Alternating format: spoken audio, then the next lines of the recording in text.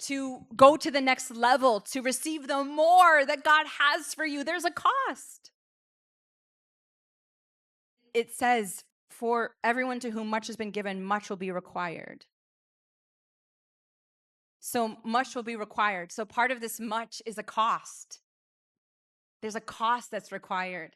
The big cost that I found when stepping into the more that I was entrusted with was, number one, persecution. And that happens because the enemy is angry at the more that God is doing through you.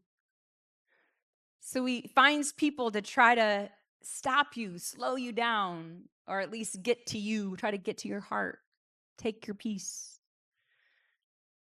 But let me tell you what, when you keeping your eyes focused on Jesus and you keep plowing through with what he's called you to do, keep being obedient, the devil can never win.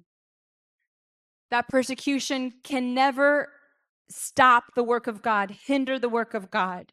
Amen. And the cost is so worth it. The cost of persecution is so worth it. It is so worth it. It is so worth the blessing of the promise of seeing more people be saved, healed, and delivered.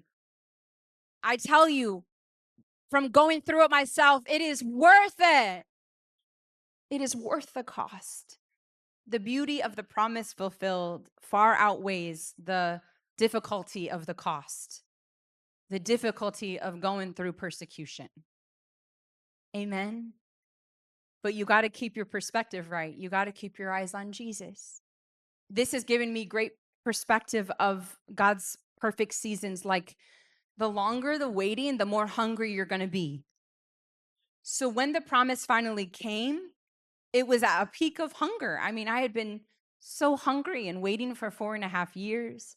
And then the promise came, and I was filled with so much joy. And then the persecution came, but I had been waiting for so long for the promise. Nothing was going to take the joy of this promise fulfilled. Not even the most fierce persecution. Amen.